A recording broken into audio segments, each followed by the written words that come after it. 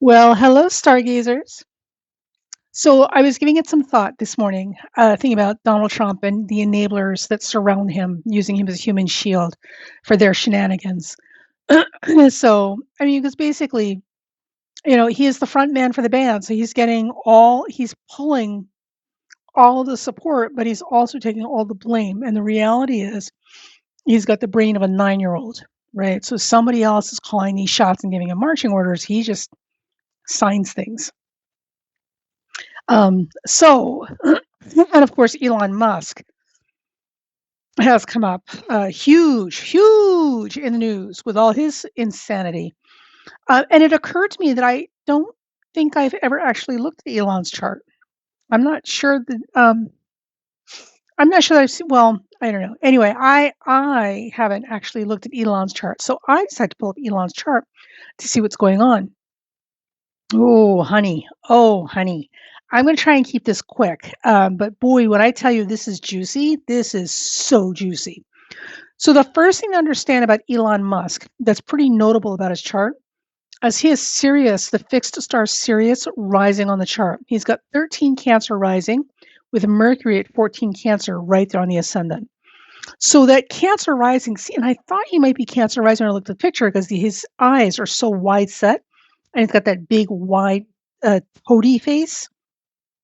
But it was the eyes were a dead giveaway. So I'm like, maybe it's Aquarius rising. I'm like, no, but Aquarius, anything is usually a lot more photogenic than that. And I'm like, it's got to be Cancer or Pisces because of those eyes. And we've got a lowest Rodden rating for the birth time of B, which means that it's fairly close to almost exactly accurate, trustworthy. It's a trustworthy time of birth we have for him. So we didn't have to rectify the chart. So 13 Cancer rising, Sirius, the fixed star, the dog star, on the ascendant with Mercury there as well. So the Cancer is going to give us those big, wide Martian eyes, right? The big, wide face, and also that weird body that he has, right? Because he's kind of built like a crab. He's got a big, round center with like little arms and legs at the side. And with Cancer and heavy Cancer emphasis, like we're seeing in this chart, they're not direct. They tend to move in sideways. They're very uncomfortable with like full-on frontal stuff. They tend to come in sideways and from behind. They're very sneaky like that. So he's definitely one to keep an eye on.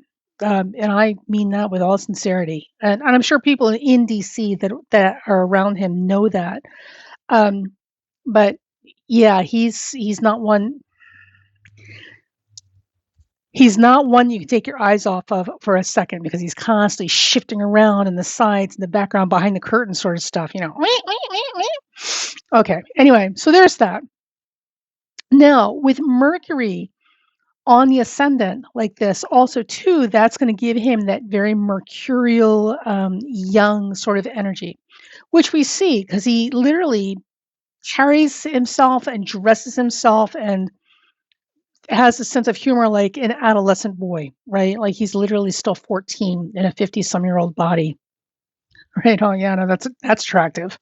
Um, and what's interesting is with Sirius rising, Sirius, the fixed star rising, absolutely indicates or suggests wealth and fame. Okay, because it's not enough to be super wealthy. There's a lot of people who are wealthy, like in the billionaire class. But Bezos and Musk are the most well known too. But they're not the only ones. There are certainly other billionaires running around the globe that we don't know about. We don't know their names or their faces. So fame is a very specific thing. Okay. And of course, he's very famous. Now, Sirius, the fixed star rising, also has to do with fire and catastrophe. So one can only hope that he will like go up in a blaze of fiery smoke one day. Because he's awful. He's just awful, in my opinion. Anyway, but whatever. We'll see. Okay. And also, too, with Sirius on the ascendant, just so you know, the fixed star Sirius on the ascendant, because it's a water sign rising, Cancer rises. And Cancer tends to lend itself, or water signs in particular, tend to lend themselves more sanguine complexions, right? Nothing notably hot or ruddy. but he has a very ruddy complexion. There's like this redness in his complexion and his face. Um, and that's Sirius because Sirius is fire and it's a hot, hot, hot dog star. So I thought that was interesting as well. Now, he has the sun in Cancer. His sun is in the 12th house. I don't care what anybody says, the sun is in the 12th house, which means this is a very, very secretive man.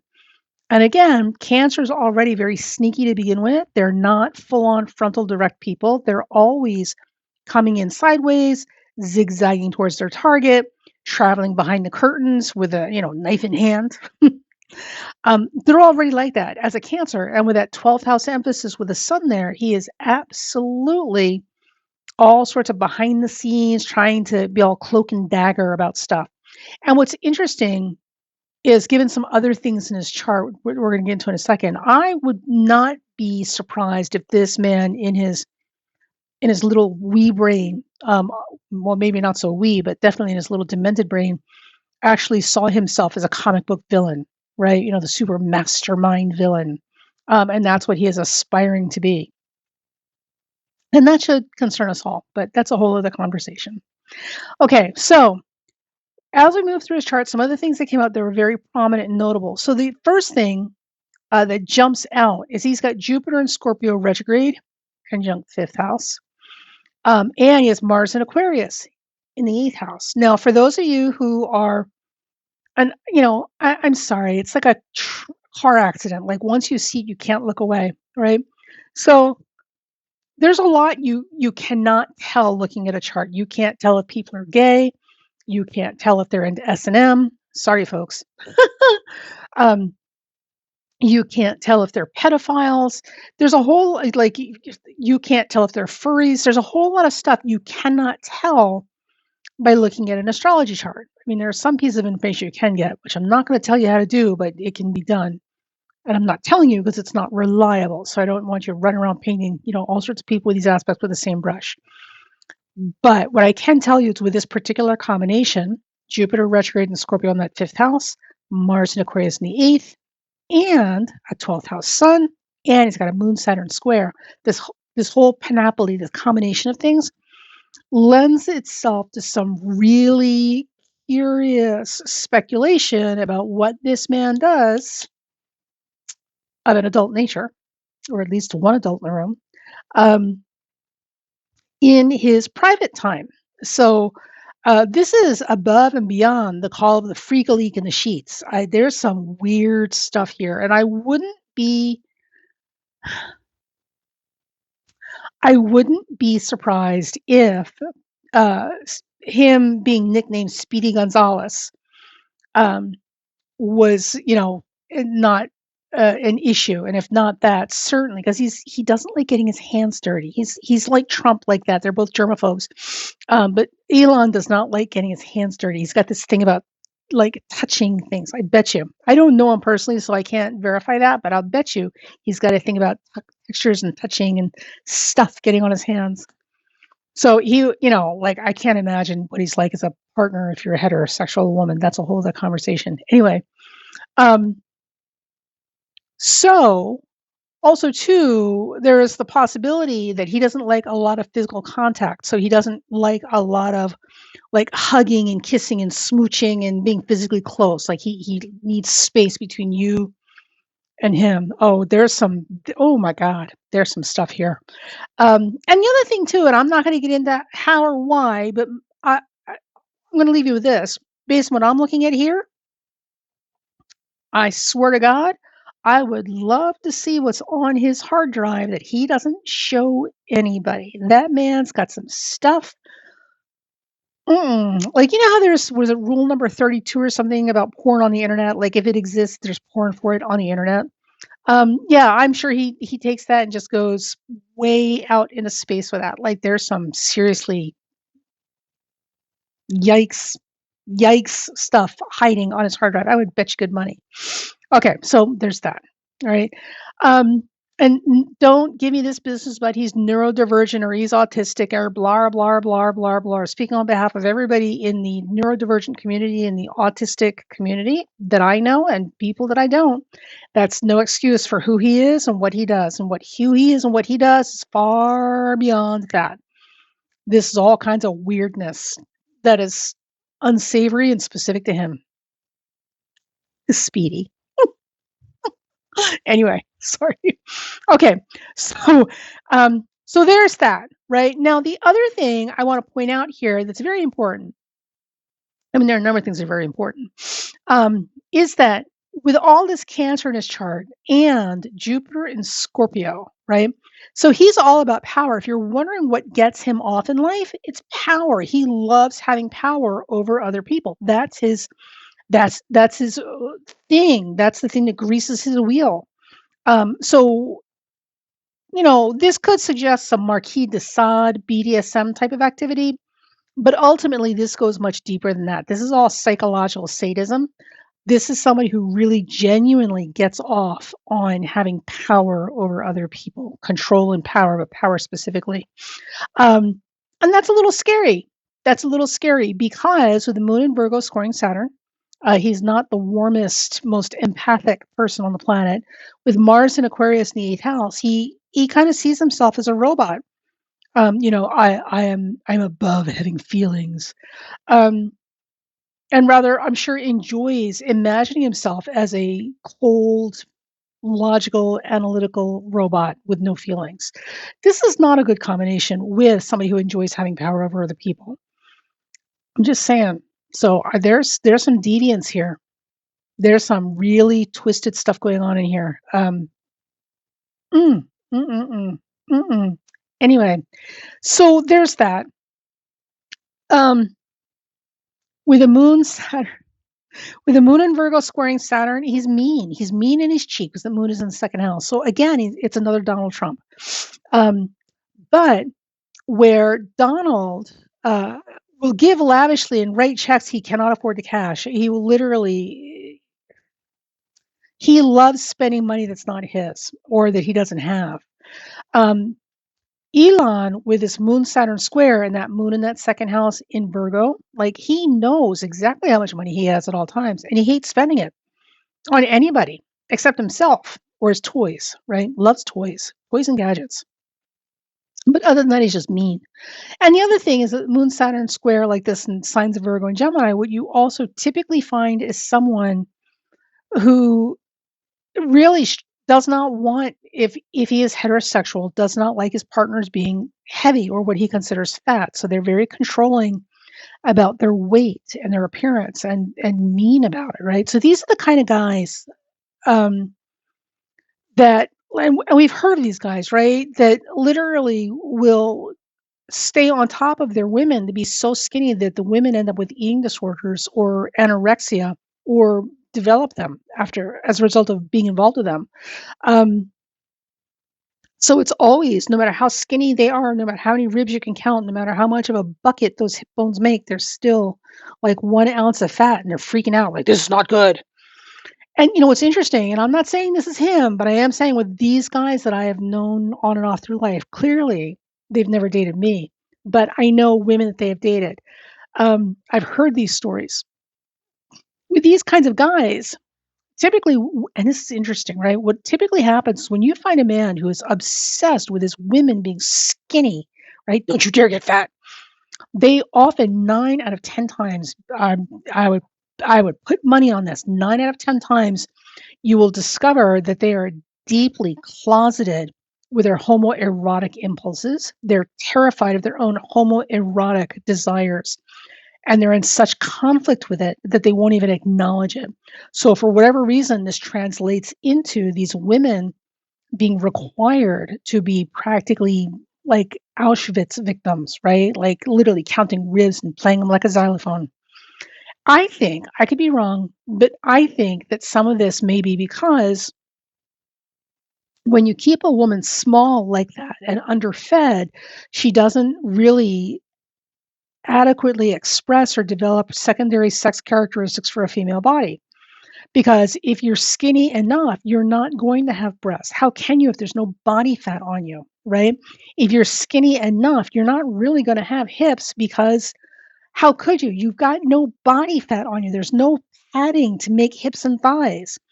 So all of the things that make a woman's body womanly, right, and curvy requires the presence of healthy amounts of fat on our physique. That's the way women are engineered.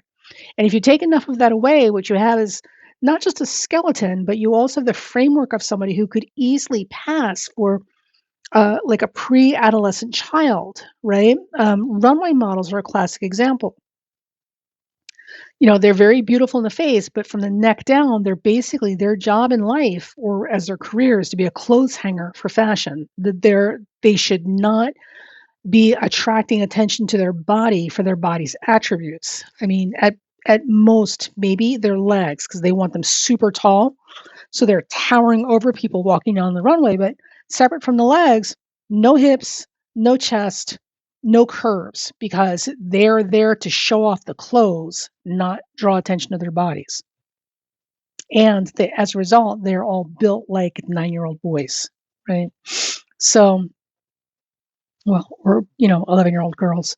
Anyway, so I think that's what's showing up with that Moon Saturn square from Virgo to Gemini. And I don't know. I mean, I don't live with him. I don't know, but I suspect that that's some of it.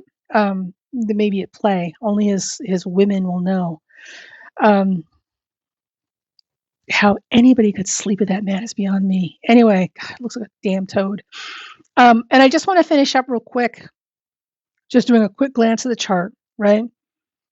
So the other thing I just want to point, and he's got Venus in Gemini. So Venus in Gemini with Mercury rising on the chart is going to make him very quicksilver and mercurial, and also he will change his mind on a dime. Jesus God. I'm surprised this guy is not addicted to energy drinks and like not meth. What is the Frank? What is the street drug tweak like the tweakers use? Maybe it is meth. I would be really surprised if he's not addicted to like things that really like pump you up, all the time kind of thing. Because that's just who he is, and he likes that constant stimulation, and he is absolutely short attention span theater. Not to mention a little paranoid. Or a lot paranoid, actually, which may be more the case. And yeah, I mean, listen, if you were wondering, like, he absolutely has the potential to be completely freaking Delulu here. Like, I'm telling you.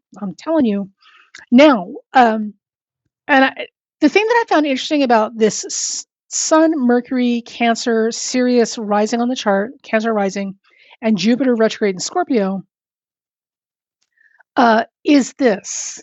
And I thought this is relevant and important. So the thing about this particular combination is that they don't give up nothing, and everything they do is for their benefit and their benefit exclusively. They are well known for cherry picking.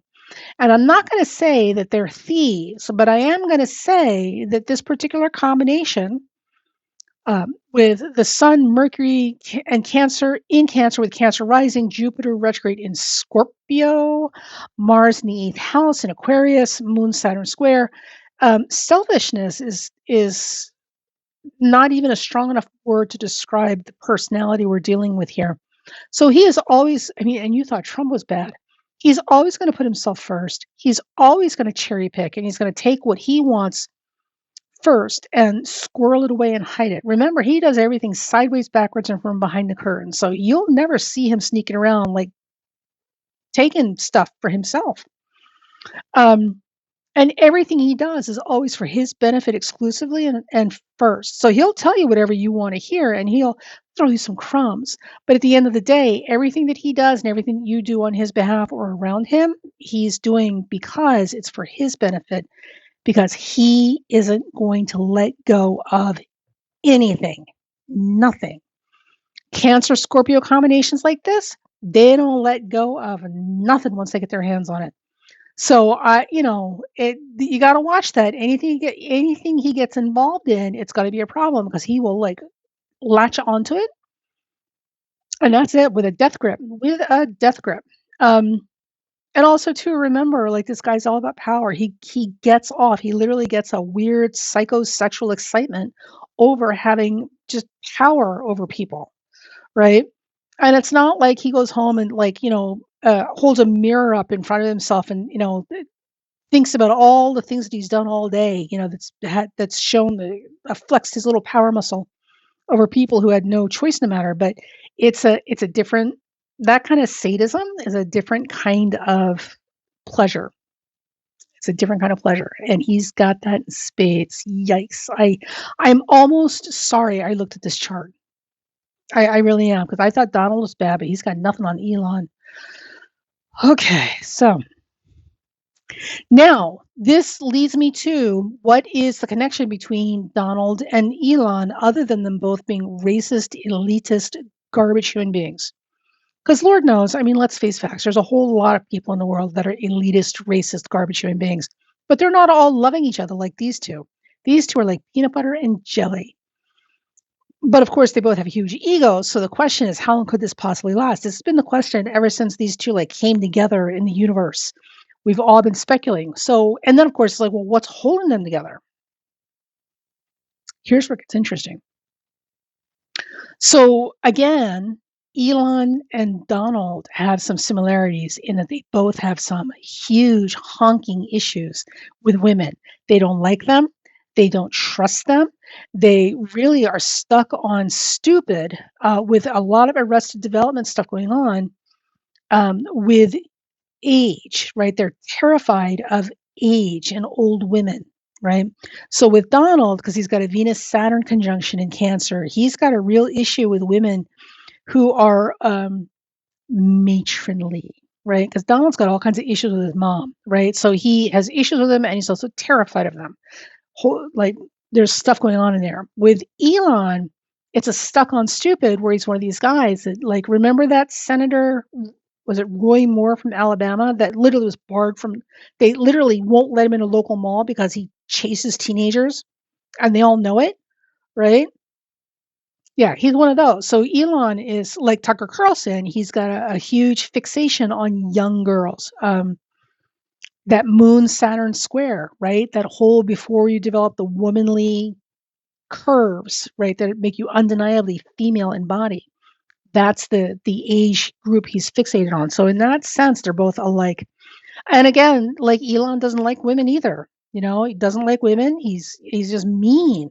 And with a Moon Saturn conjunction like this, I'm really wondering like how much of a C word his mother was, because man, she really messed him up. Or I'm not going to say she messed him up, but their relationship didn't do him any favors for sure. Not from the looks of this. Like he's a therapist dream. Anyway, so there's that, right?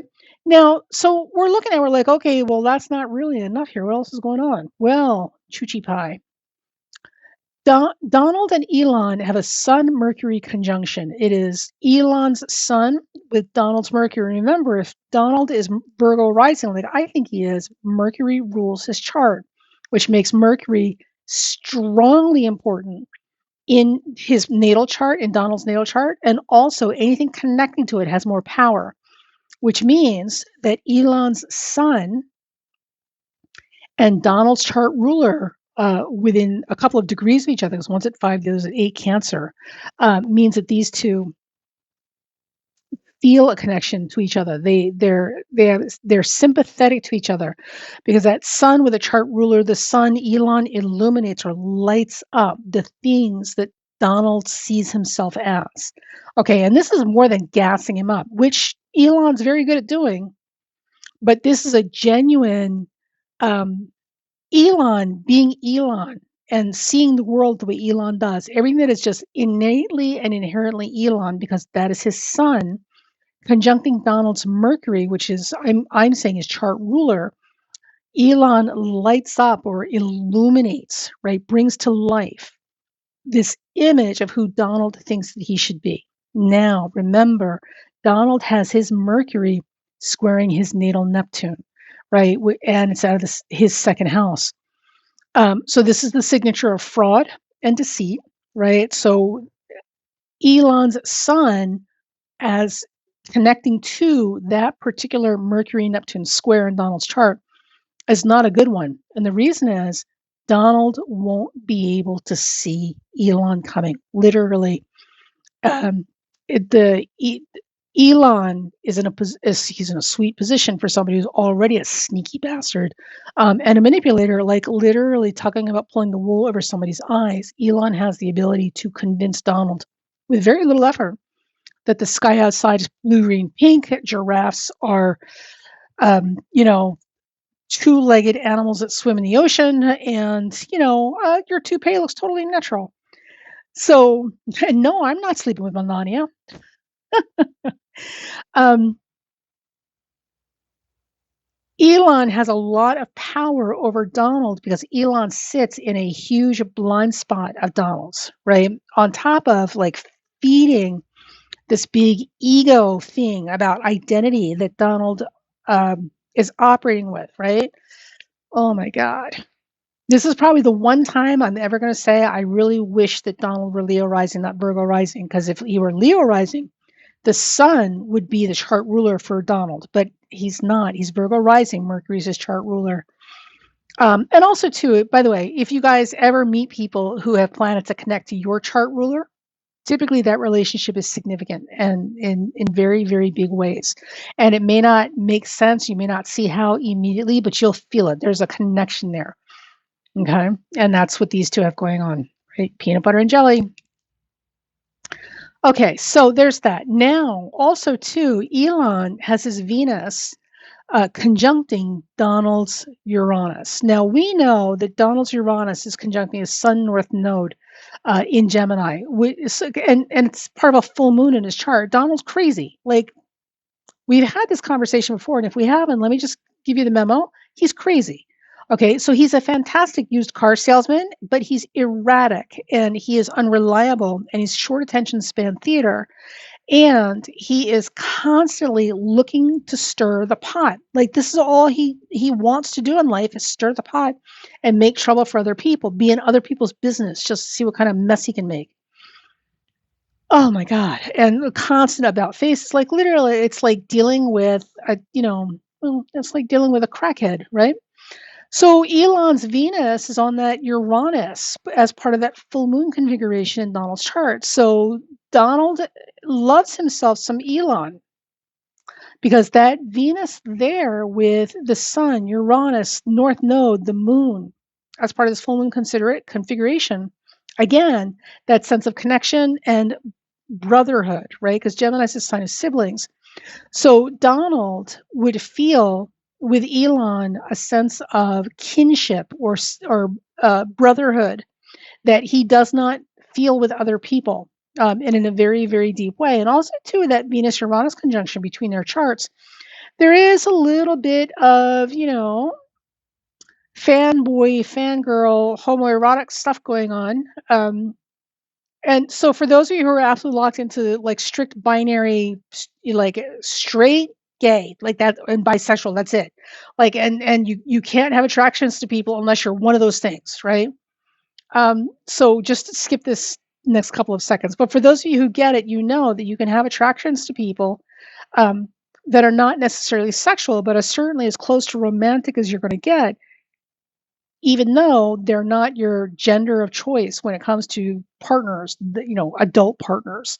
And I think that's a lot of what's going on here. These two love each other. Peanut butter and jelly, man. I'm telling you, this is a dangerous combination because Elon's got it all over Donald. Donald literally cannot see it coming. Cannot see it coming. So there's that. Now we know Mars is in Cancer right now as we speak, overhead in the sky. So Mars has just left this last few months. Mars has just left all of these early Cancer planets between Donald and Elon, and it's coming down. It's going to hit Donald hard in the next month, like right now, moving into March, February, early March. But this will not. This will hurt Donald, but it will not hurt Elon. It will actually benefit Elon. So I don't know how this is going to play out because it will set up a trine to Elon's Jupiter retrograde in Scorpio. And the thing with Jupiter retrograde in Scorpio is it is very much the scorpion's tail. They will, the story about the frog and the scorpion, and the frog asked the scorpion, or no, the scorpion asked the frog, for a ride across the river because the scorpion can't swim. And the frog said, "But I can't do that. I don't trust you. You're gonna sting me." And the scorpion's like, "No, no, I would never do that. Don't be silly. I need the ride. I will owe you for this." So the frog eventually like gives in against his better judgment and says, "Okay, fine." So the scorpion climbs on the frog's back. They get to the other side of the river, and as soon as they hit the bank, the river bank, the scorpion stings the frog. And the frog says, "Mr. Scorpion, why did you do that? You promised that you wouldn't do that. You gave me your word. You said you would owe me." And the scorpion said, "Well, yeah, I mean, I know that's what I said, but I can't change who I am." That's Jupiter in Scorpio. That's the scorpion, right? The scorpion sting. So, and Elon's more than a little self-destructive. Like he will literally destroy himself in the process of proving a point and taking everybody else down with him if they haven't done it before that you get to that point. Um, so when Mars comes down to hit those later degrees if Cancer, which sets off Donald's Venus and Saturn in really, really bad ways, it will trine Elon's Jupiter. So Elon will benefit from this. So somehow, some way, Donald's going to get it, and Elon's going to benefit from it. Um, and it won't be by any accident either. Let's see. Sorry. Let's look this. Let's see if we can find a date. So I thought this was interesting, and if I was not already more disturbed about Elon and what he's up to, I'm even more concerned now, because this is just bad. This is bad. We have a weak president who literally is just going to get hoodwinked, taken for a ride by a master manipulator. End of March, April. That's what it is. March and April. Master manipulator. And by the end of March, going into April, is when we're going to see this play out. So, however it is that scorpion sting, when the scorpion stings the frog after convincing it that it wouldn't, we're going to see it play out, I'm guessing, in March, April.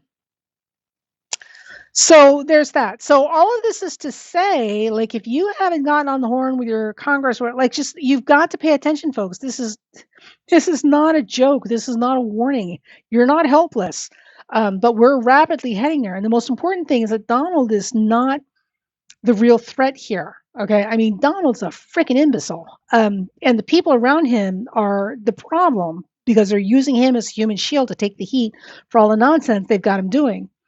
And encouraging him to do, okay? But the real threat out of that whole posse of poison that this overgrown 9-year-old has surrounded himself with, Elon. Like, looking at this chart, Elon is the one all of us globally, not just the United States, globally, should be worried about. Because Elon doesn't care about anybody but Elon. Elon doesn't let anything go. Anything Elon does is always and first for his benefit, exclusively. And he does love to cherry pick and take things, and squirrel them away. So him having access to funds, data, all sorts of stuff, like, it's not good. It's not good. It's not good. And also, too, all of that in combination with the fact that there is the real possibility that this man looking at this chart, like, sees himself as some mastermind criminal supervillain out of a comic book and likes the idea. And that is his aspiration in life. So we basically have a sociopath on our hands, or a psychopath. Not sure which the actual like textbook definition would apply more. But yeah, we got issues. So keep an eye on that space and definitely stay on top of your congressman. And for those of you who voted Republican, I'm just saying, this is what you got. Congratulations. Don't say you weren't warned.